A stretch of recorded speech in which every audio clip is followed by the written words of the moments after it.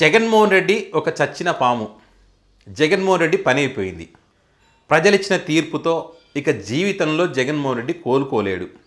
ఇక జగన్మోహన్ రెడ్డి తన పార్టీని కాంగ్రెస్ పార్టీలో విలీనం చేసి ఇక పెట్టబేడ సర్దుకుని వేరే దేశాలకు పోతున్నాడు. ఇది కూటమి అధికారంలోకి వచ్చిన తర్వాత వాళ్ళు జగన్మోహన్ రెడ్డి మీద చేసినటువంటి కామెంట్స్ ఇప్పటివరకు కూడా. అంటే జగన్మోహన్ రెడ్డి వల్ల ఏం కాదు, జగన్మోహన్ రెడ్డి ఏమీ చేయలేడు ఇంకా అన్నది వాళ్ళ అభిప్రాయం. కానీ ఇంత దారుణంగా మాట్లాడుతూనే ప్రతిరోజు పొద్దున్న లేస్తే రాత్రి పడుకునే వరకు కూడా నిద్రలో కూడా నాకు తెలిసి జగన్మోహన్ రెడ్డి ఇదే నామస్మరణ చేస్తున్నారు.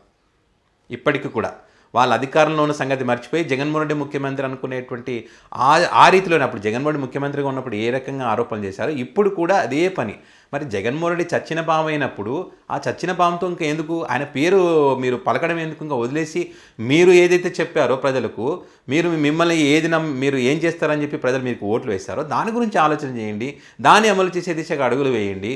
అంతేగాని ప్రతిరోజు వాళ్ళ పత్రికల్లో, వాళ్ళ ఛానల్లో, వాళ్ళ నాయకులు, కార్యకర్త దగ్గర నుంచి వాళ్ళ పత్రికలు అందరూ కూడా జగన్ అన్నీ జగన్ వల్లే తప్పులు. వీళ్ళ తప్పులు కాదు, అసలు మొత్తం జగన్మోహన్ రెడ్డి తప్పులు. వీళ్ళ తప్పులు ఎక్కడ కనిపించవు. నీతి, నిజాయితీ, నిప్పు లాంటి మనుషులు అంటే ఒక అధికార పార్టీకి చెందినటువంటి వాళ్ళే. ఇక మిగతా పార్టీలంతా నీతి కాదు, నిప్పు కాదు, అన్ని తుప్పులే. వీళ్ళొక్కరే నిజాయితీ పరులు. ఇది వీళ్ళ యొక్క అభిప్రాయం. ఇప్పుడు జగన్మోహన్ రెడ్డి సెక్యూరిటీకి సంబంధించి మరొకసారి రచ్చ పెట్టారు. ఇప్పుడు ఆ గతంలో అనేక సార్లు రచ్చ చేశారు హోంమంత్రి వంగలపూడి అనిత గారు. అసలు ఒక మాజీ ముఖ్యమంత్రి ఆ స్థాయి వ్యక్తిని ఇంకా ఏకవచనంతో మాట్లాడినటువంటి పరిస్థితి, ఒక మహిళా ముఖ్యమంత్రి. మరి ఎంత అంటే వాళ్ళకి అసలు విలువ అనేది ఎక్కడుంది చెప్పండి? ఒక వ్యక్తి ఏమో ఈయన చచ్చిన పాము, ఓడిపోయాడు కానీ సావలేదని ఒకరు అంటారు, భూస్థాపితం చేస్తామని చెప్పి ఇంకొకరు అంటారు. ఇట్లా దారుణంగా మాట్లాడతారు వాళ్ళు. మరి ఎందుకు మాట్లాడడం? ఆయనతో చేత కాదు కదా, ఆయన వల్ల ఏం కాదు కదా, మరి చచ్చిన పాము కదా, అయినా మాట్లాడతాం. ఎందుకంటే జగన్ యొక్క స్టామినా ఏంటి, జగన్ బలం ఏంటి అనేది వాళ్ళకి తెలుసు కాబట్టి ఈ రకంగా ప్రతిరోజు జగన్ గురించి మాట్లాడతారు. ఇప్పుడు వీళ్ళు చెప్పేది ఏంటంటే జగన్కు ఉన్నటువంటి సెక్యూరిటీ గురించి. అంటే జగన్మోహన్ రెడ్డి ముఖ్యమంత్రిగా ఉన్నప్పుడు దుబారా ఖర్చులు అనేకం చేశాడు జగన్మోహన్ రెడ్డి. సమోసాలని, డ్రై ఫ్రూట్స్ అని, ఏదేదో అని చెప్పి ప్రతిరోజు ఒక వార్త వీళ్ళ పత్రికలు వస్తూ ఉంది.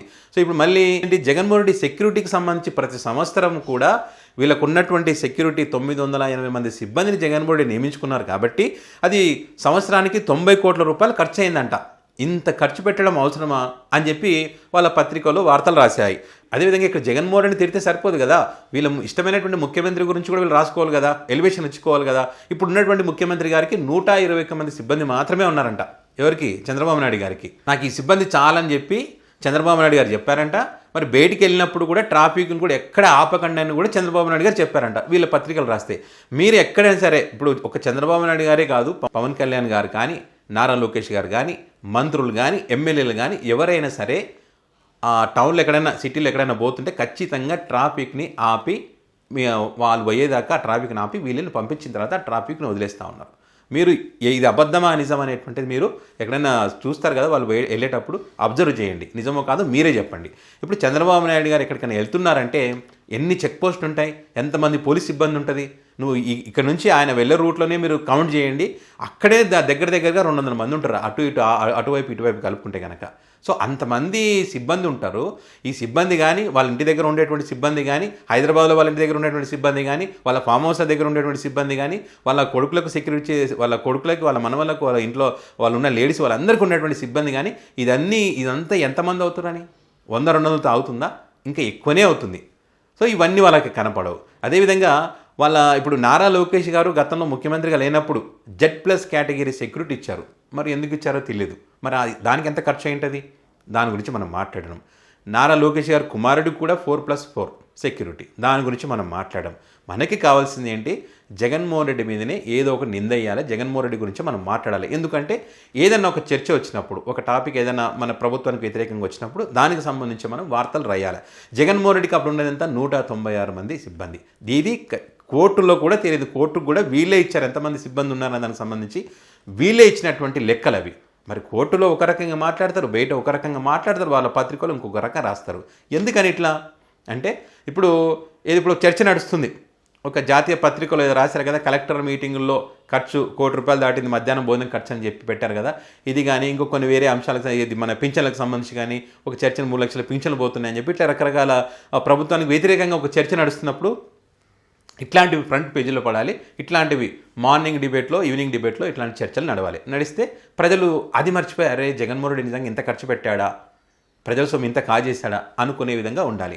ఎక్కడైనా సరే ఒక ముఖ్యమంత్రికి సంబంధించి సెక్యూరిటీ ఏర్పాటు చేసే విషయంలో రాష్ట్ర డీజీపీ కానీ, తర్వాత ఈ ఉంటారు కదా ఇంటెలిజెన్స్ సెక్యూరిటీ చీఫ్ ఉంటారు కదా, వీళ్ళందరూ కూర్చొని కొంతమంది అధికారులు కూర్చొని వాళ్ళందరూ కలిసి మరి ఆ ముఖ్యమంత్రి పరిస్థితులను బట్టి అంటే ఇప్పుడు చంద్రబాబు నాయుడు గారికి మావోయిస్టుల నుంచి అప్పుడు ప్రమాదం పొంచి ఉండే మీకు అలిపిరి ఘటన తెలుసు. సో ఆ వ్యక్తికి సంబంధించి ఆ ముఖ్యమంత్రికి సంబంధించి ఎలాంటి జాగ్రత్తలు తీసుకోవాలి, జగన్మోహన్ రెడ్డికి సంబంధించి ఇట్లా ఆ సెక్యూరిటీని నియమిస్తారు. సో అందులో భాగంగానే ముఖ్యమంత్రుల సెక్యూరిటీ విషయం సొంతంగా ఏం చేసుకోరు, పోలీస్ అధికారులు అంతా నిర్ణయించే వాళ్ళు సెక్యూరిటీని ఏర్పాటు చేస్తారు. అంతే తప్ప సొంతంగా ఏర్పాటు చేసుకోవడం, కోట్లు ఖర్చు పెట్టడం అనేటువంటిది ఏమి ఉండదు ఇక్కడ. కావాలంటే వాళ్ళు ప్రత్యేకంగా వాళ్ళకి ప్రైవేట్ సెక్యూరిటీ వాళ్ళు పెట్టుకోవచ్చు, అది వాళ్ళ పర్సనల్, ప్రభుత్వానికి దానికి సంబంధం లేదు. మన విషయంలో ఒక రకంగా, వాళ్ళ విషయంలో ఒక రకంగా మాట్లాడి టాపిక్ డైవర్ట్ చేసి ఏం సాధిస్తారు, ఏం సాధించరు. పైగా వీళ్ళు జగన్మోహన్ రెడ్డి పని అయిపోయింది అంటారు, మళ్ళీ జగన్మోహన్ రెడ్డి పేరే ఎత్తుతుంటారు. సో ఇప్పటికైనా జగన్మోహన్ రెడ్డి పేరును పక్కన పెట్టి, జగన్మోహన్ రెడ్డి పని ఎట్లా అయిపోయింది కదా ఆయనను పక్కన పెట్టి మీరు అసలు అసాధారణ మెజారిటీతో మీరు గెలిచారు కదా. సో కాబట్టి ఈ అసాధారణమైనటువంటి గెలుపు చిరస్థాయిగా నిలబడాలంటే, మళ్ళీ ఇంకోసారి ఈ గెలుపు ఇంతకు మించిన గెలుపు రావాలంటే, ఇప్పుడు 11 వచ్చినాయి, జగన్కి ఒక్కటి కూడా రాదు నెక్స్ట్ ఎలక్షన్లో మీరే చెప్తా ఉన్నారు కదా. మరి ఆ ఒక్కటికి జగన్కి వస్తాయా, మీకు వస్తాయా, ఆ 11 మీకు వస్తాయా, మళ్ళీ జగన్కి వస్తాయి అనేది పక్కన పెడదాం. మీరు పనిచేసే దాన్ని బట్టే ఉంటుంది వచ్చే ఎన్నికల్లో. సో మీరు దాన్ని బట్టి ఇచ్చినటువంటి పనులు చేయడానికి ప్రయత్నం చేయండి తప్ప అలాంటి వాటి మీద ప్రతిరోజు వార్తలు రాయడం వల్ల ప్రజలకు ఒరిగేదైతే ఏమీ లేదు.